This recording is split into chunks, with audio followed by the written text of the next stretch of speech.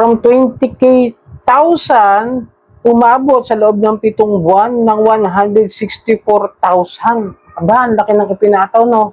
7 buwan lamang, ganun nakalaki yung utang niya from 20K. Pero bago natin simulan ang usaping itong tatalakayin natin, ay maglalambing ako sa inyo na pakisuportahan po ang aking mga social media account, ang Facebook, TikTok at ang aking YouTube channel. At kung nakatulong sa inyo yung video ito, malaking tulong po yung simple niyong pag-like. Malaking tulong din po yung simple niyong pag-share. At para updated sa mga videos natin na sa usapang online lending apps, ay pakihit lang po ang notification bell. Disclaimer, hindi po ako nanghihikayat na mangutang kayo dito sa mga online lending apps. Ako po ay nagbibigay lamang po ng payo, gabay at patnubay kung paano nyo haharapin ang mga suliranin na ginagawang abusive, unfair debt collection practices ng mga online lending apps. At hindi rin po ako nangungonsinti na huwag magbayad ng utang. At ako po ay simpleng mamayan lang po at hindi po ako abogado.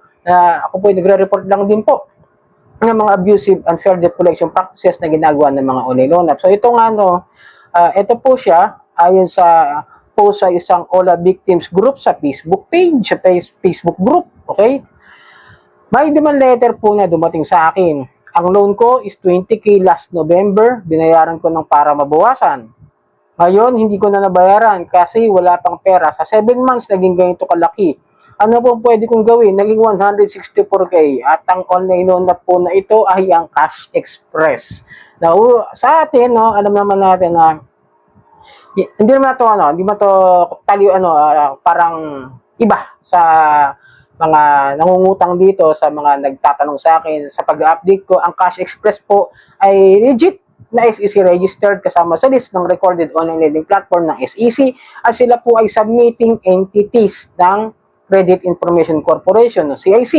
Ibig sabihin, nagre-report sila ng mga nagkakautang at hindi nakakapagbayad. Nagre-report sila, pinoforward nila yung mga report dyan sa CIC, kaya magkakaroon talaga tayo ng problema sa ating mga credit history o credit record sa ating mga utang pag di tayo nakabayad. Pero unfortunately, isa rin ito sa mga online loan app na marami ang complaint at marami reklamo dahil nga sa ganitong klase ng laki ng interest na ipinapataw, which is from 20K at in the 7 months lang na lumipas, naging 164K na babayaran niya, na halos umabot ng 144,000 yung dinagdag na interest.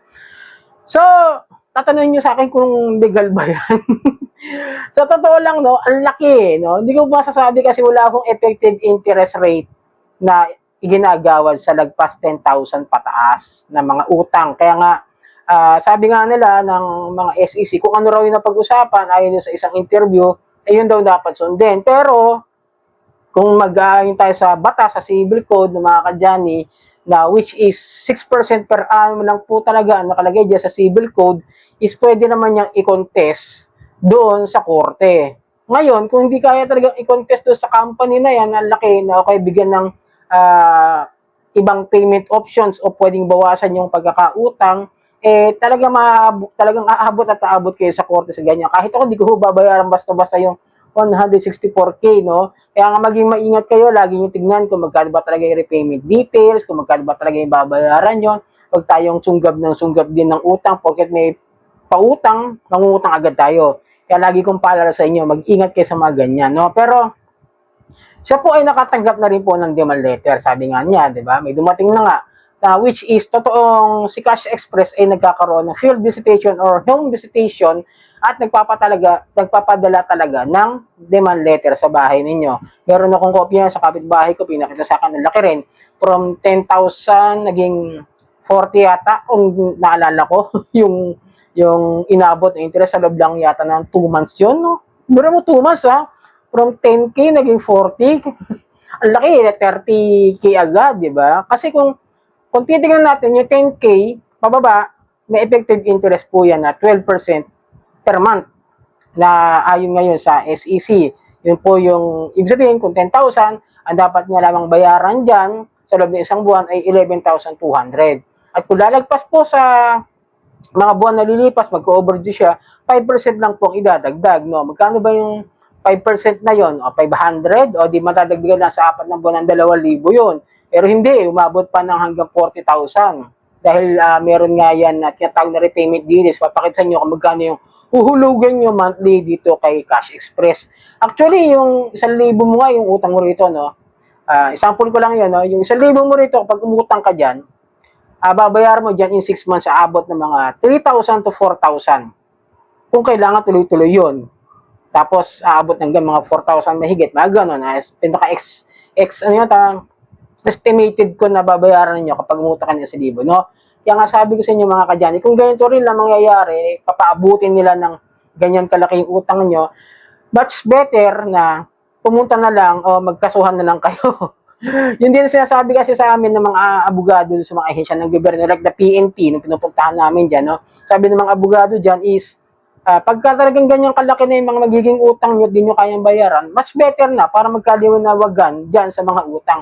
Kasi may mga kaso sa mga korte na nagiging hatol na mismo yung Supreme Court na kapag sobrang laki tulad nun, meron akong nabasang artikulo, yung jurisprudence na galing sa Supreme Court, yung 36% per annum, anong nangyari po doon, binawas po.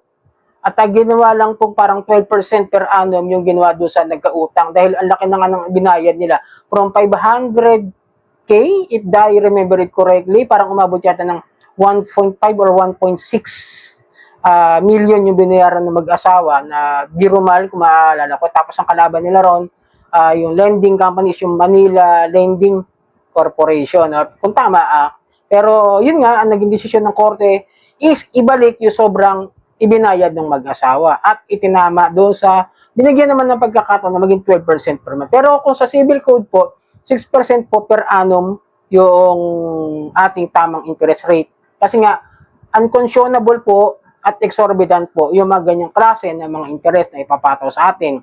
Kaya nga minsan dapat mas maintindihan natin kung ano ba yung pautang nila, kung magkano ba talaga yung pautang nila, kung magkano ba yung interest ipapataw nila sa iyo. Kaya nga lagi kong paalala dito sa aking YouTube channel at sa mga FB page ko, sa mga iba ko social media account, maging maingat, pag-aralan nyo muna, alamin nyo muna kung magkano ba talaga yung interest na ibabayad ninyo, magkano ba talaga yung utang na makukuha ninyo, may bawas ba yan, intindihin nyo maigi, tapos tignan nyo na rin kung yung online loan ng utangan nyo, marami bang issue, marami bang reklamo, nagkaroon na ba yan ng revocation order, na lift up lang, nagkaroon na cease and desist order, na-raid na ba yan, di ba? Hindi ho yung porket may mauutangan, utangan natin ng utangan. Kaya nga lagi kong paalala sa inyo, maging maingat. Kaya nga ulit-ulitin ko, maging maingat. Hindi tayo basta uutang lang. Kaya tulad nito, no, ang laki kasi mayroon na siyang demand letter na kapag hindi nga raw mabayaran sa loob ng 5 days, 5 days! Biruin niyo na, kailangan bayaran niya yung 164,833 pesos. In 5 days, saan ka naman kukuha ng pambayad kung ganyan kalaki, di ba? Yung 20K nga, hirapan ng bayaran, yung pa kayo 164K. In just 5 days, ano yun? Kapilitan. Pero mas maganda nga, ikorte na lang. Yun ang sasabi sa akin ng abogado ng mga ahensya ng gobyerno, ng mga sa PNP at saka sa PAOK, no? Kaya kung magkakaroon din kayo ng ganitong klase ng problema, sabuti ng harapin sa korte at pag-usapan na lamang na maayos yung settlement na yan. Kasi talagang hindi nyo kayang mabayaran niya sa laki. So, yun na masasabi ko. No, sana nakatulong ang video to.